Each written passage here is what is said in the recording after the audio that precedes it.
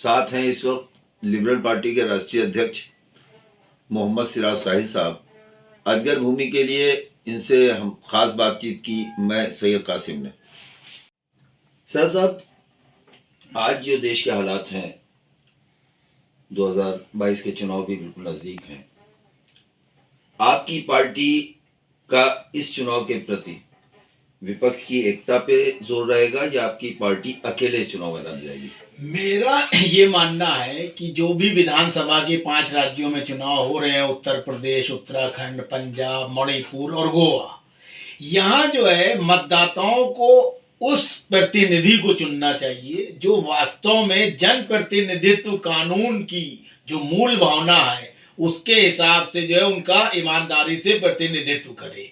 जात पात, धर्म, पैसा, ताकत, बाहुबल, इन चीजों से ऊपर उठ के मतदाताओं को पहली बात तो अपना प्रतिनिधि चुनना चाहिए।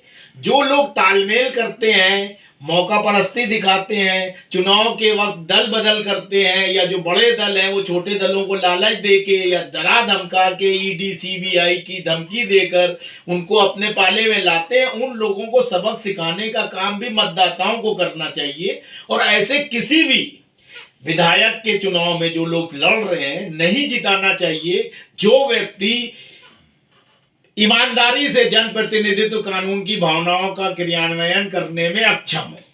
देखिए सर साहब, अब मैं आपसे एक सवाल करूं कि ये जो आपने कहा कि मतदाताओं को ऐसे लोगों को जिताना चाहिए जो जन अधिनियम कानून की वकालत करते हो, जो जनता का ध्यान रखते हो, ऐसे दलों से दूर रहना चाहिए जो चुनाव के समय गठबंधन करते हो, ऐसे दलों से दूर रहना चाहिए जो ईडी सीबीआई का इस्तेमाल करके, तो ऐसा कौन सा दल है जो इनसे अलग दिखाई देता हो आपको? नहीं, मेरा कहने का यहाँ पे ये मतलब है कि हर दल में नकारात्मकता को अपनाने वाले लोग हैं। भारतीय जनता पार्टी हो, समाजवादी पार्टी हो, आम आदमी पार्टी हो, कांग्रेस हो, बहुजन समाज पार्टी हो, राजभर की पार्टी हो और 50 छोटी मोटी पार्टियां हैं। मेरा कहने का तात्पर्य यह है कि जो भी लोग चुनाव में प्रत्याशी को उतारें, तो अगर सपोज दैट एक सीट पे जो है समाजवादी पार्टी, भाजपा, कांग्रेस, बसपा, सपा और दूसरी पार्टी के प्रत्याशी चुनाव मैदान में है, तो उस वक्त मतदाताओं को यह देखना चाहिए कि जो प्रत्याशी चुनाव मैदान में है उनमें से सबसे योग्य और सक्षम कौन है। वो भले ही किसी एक छोटी पार्टी का ही क्यों ना विधायक का प्रत्याशी हो, उसको वोट देना चाहिए। मेरा कहने का तात्पर्य ये है। योग और सक्षम का अंदाजा कैसे लगाया जाए? योग और सक्षम का अंदाजा जो है उसकी जो कार्य प्रणाली है या जो उसका व्यक्तित्व और कर्तृत्व है। अब जैसे मुख्तार अंसारी हैं, उनको सब जानते हैं। ये अजय मिश्रा उर्फ टेनी राज्य मंत्री हैं जिन्होंने किसानों के आंदोलन के ऊपर गाड़ियां चढ़वा दी, आरोपी बने हुए हैं, केंद्र में मंत्री, उनको सब जानते हैं।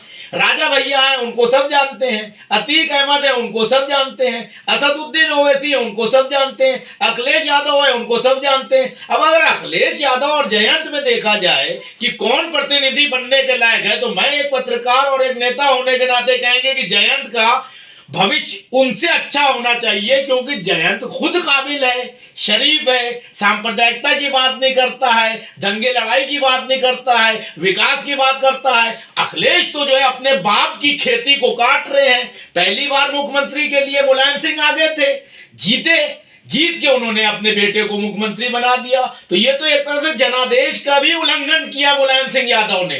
जनता ने वोट उनको दिया था, ना कि अखिलेश को। राजशाही थोड़ी चल रही है। लोकतंत्र में जिसको वोट मिला है उस आदमी को। इसी तरह भी बीजेपी ने चुनाव में कोई मुख्यमंत्री का दावेदार नहीं था, आपने एक एमपी को जो है योगी आदित्यनाथ को मुख्यमंत्री बना दिया। तो आप अनैतिक कृत्य कर रहे हो, आप गलत चीजों को कर रहे हो। कायदे से हर पार्टी को अपना मुख्यमंत्री का कैंडिडेट घोषित करना चाहिए और प्रॉपर वे में चुनाव लड़ना चाहिए। मेरा तात्पर्य यह कि जनता ही इन गलत नेताओं को सबक सिखा सकती है। अगर एक प्रोफेसर चुनाव लड़ रहा है, एक शिक्षित आदमी चुनाव लड़ रहा है, एक ईमानदार आदमी चुनाव लड़ रहा है, दूसरी तरफ एक सरमायादार लड़ रहा है, बदमाश लड़ रहा है, पैसे वाला लड़ रहा है, जाति विशेष का लड़ रहा है, तो आप उसको अगर वोट देते हैं तो व्यवस्था कभी नहीं बदल सकती। इस अव्यवस्था का जिम्मेदार मतदाता है। सरमाएदारों पे मैं आपने कहा, देखिए कम से कम आदमी ये सोचता है कि एक सरमाएदार है, उसके बाद पहले से बहुत पैसा है, बहुत बड़ा जिम्मेदार है, उसकी जमीन है, जायदाद है, खेती है, बाड़ी है, फैक्ट्रियां हैं, उसके पास पहले से है। अगर वो चुनाव लड़ने आ रहा है, उसके मुकाबले में वो छाछ का जला हुआ है। पिछली बार उसने जिसको वोट दिया था वो बड़ा ईमानदार, बड़ा शरीफ, बड़ा कमजोर सा था, लेकिन जीतने के बाद उसने सबसे पहले अपना घर भरना शुरू किया। तो आदमी ये न माने कि सरमाएदार जो है उसको चुन लिया जाए, क्योंकि इसका पेट भरा हुआ है, ये कम खाएगा। लेकिन जो सरमायादार लोग हैं वो पॉलिटिक्स को सेवा के बजाय बिजनेस बनाए हुए हैं। आज जो सरमायादार लोग पॉलिटिक्स में आते हैं वो समाज सेवा की नीयत से नहीं आते। वो तो ये सोचते हैं कि हमारे पास अगर 10 करोड़ रुपया है तो हम चुनाव में 5 करोड़ रुपए खर्च करके सत्ता में काबिज होकर 50 करोड़ बनाएंगे। और यही हो रहा है कि जो अमीर हैं नेता वो अमीर होते जा रहे हैं। क्योंकि आप अगर एफिडेविट उठा के देखिए, जो नेता लोग एफिडेविट देते हैं नॉमिनेशन के वक्त, आप हर 5 साल में उसकी आय बढ़ जाती है। तो अरे भाई कहां से बढ़ जाती है तुम्हारी आय? इसका मतलब तुम राजनीति में ईमानदारी से नहीं रहे हो। तुमने जो है अपनी धन संपदा को जो है बढ़ाने का काम किया है। तो उस आदमी को तो चुनाव आयोग को भी हर प्रत्याशी के बारे में जनता को बताना चाहिए कि इस आदमी ने पिछली बार विधानसभा चुनाव लड़ा, ये जीता, ये मंत्री बना, लेकिन इस वक्त जो है इसकी आय 10 गुनी बढ़ गई है।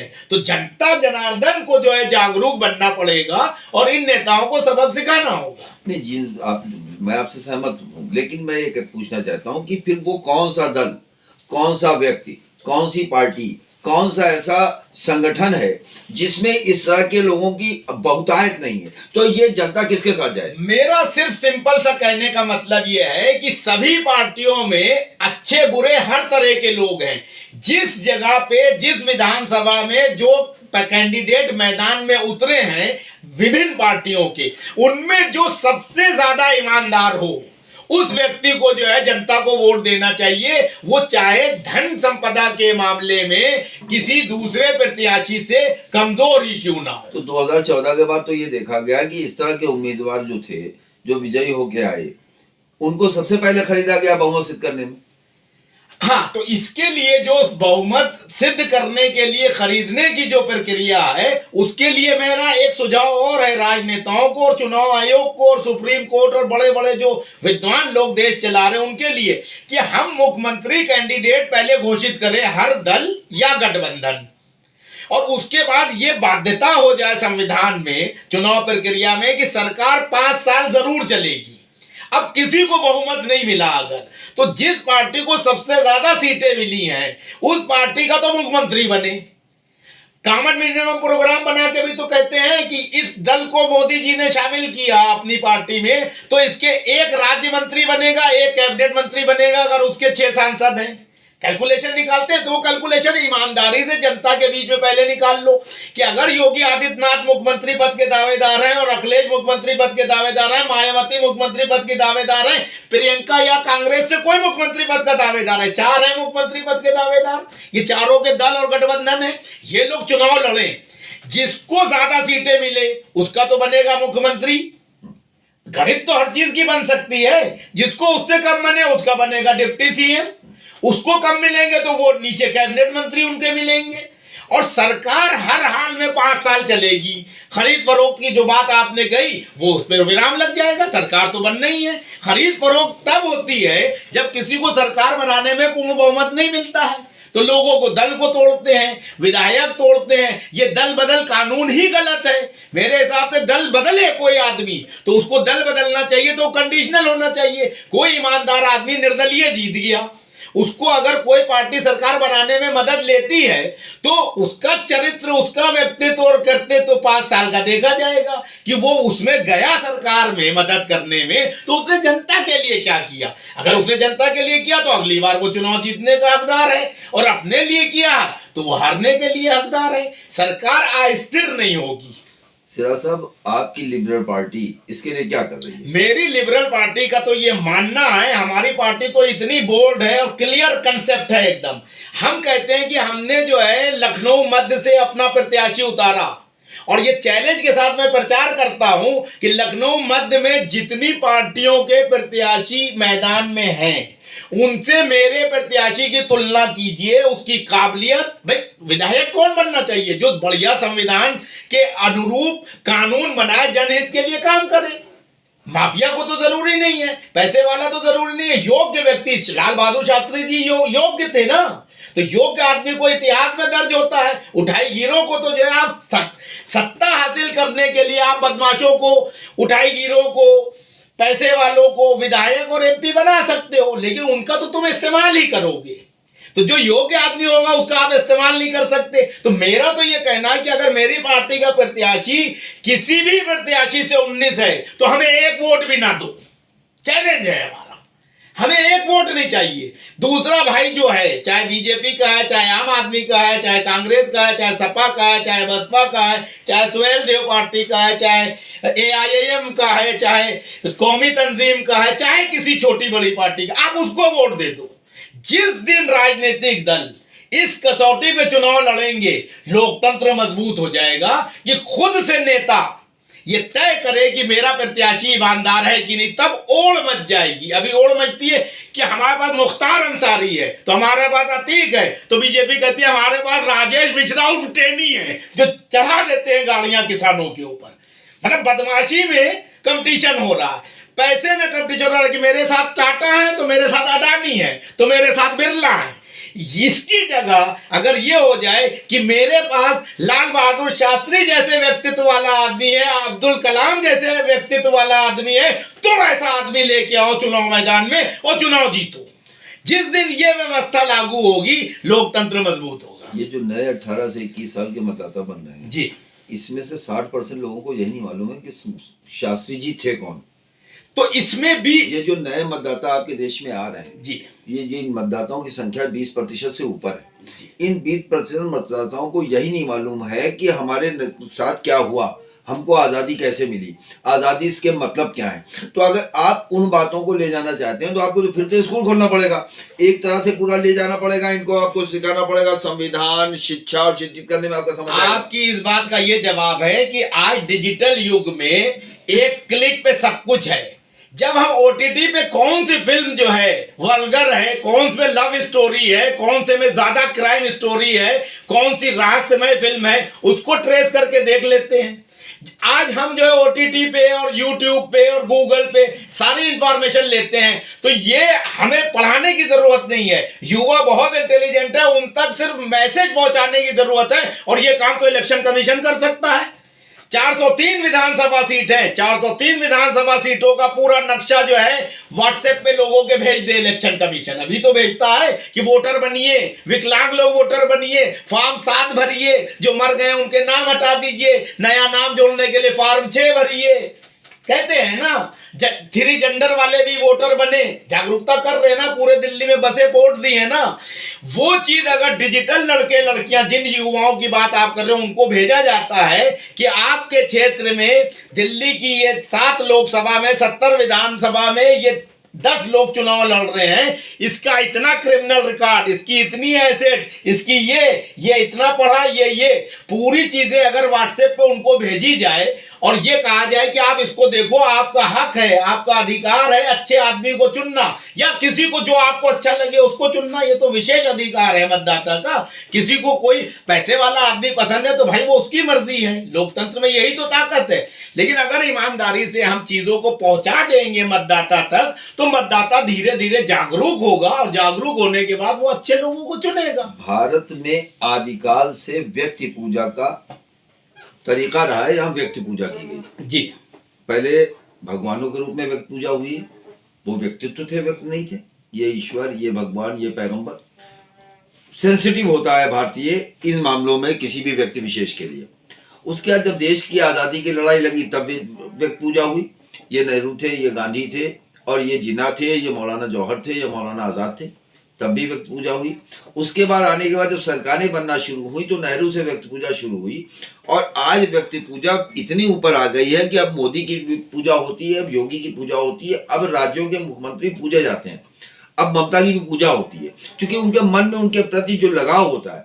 तो ऐसे में उनके द्वारा दिए गए उम्मीदवार को ही आदमी सर्वमान समझता है, क्योंकि उसके अंदर व्यक्ति पूजा की जो भावना है, मोदी जी ने दिया है तो अच्छा कैंडिडेट होगा, ममता ने दिया है तो अच्छा कैंडिडेट होगा, अखिलेश ने दिया है तो पुरानी गलतियां माफ करके अच्छा कैंडिडेट हो गया होगा, क्योंकि व्यक्ति पूजा है। तो आपकी लिबरल पार्टी इस व्यक्ति पूजा से अलग जाकर किस तरह से काम करेगी? मेरा ये मानना है कि व्यक्ति पूजा नहीं होना चाहिए, व्यक्ति का सम्मान होना चाहिए। अगर बात कह रहा हूं, ना होना चाहिए नहीं, जब है, हाँ। इस देश के ब्लड में है, DNA में व्यक्ति पूजा, उससे आप बाहर कैसे लाएंगे? तो व्यक्ति पूजा अगर है और किसी एक गलत आदमी की व्यक्ति जो है वो पूजा कर रहा है, मतदाता जो है उसको भगवान मान के जो है जनादेश दे रहा है, तो उसमें आप इसलिए कुछ नहीं कर सकते कि 2014 में मोदी जी आए थे जिन वादों के साथ, और फिर 2019 में भी मोदी जी जीते, तो जनता ही ने वोट दिया ना।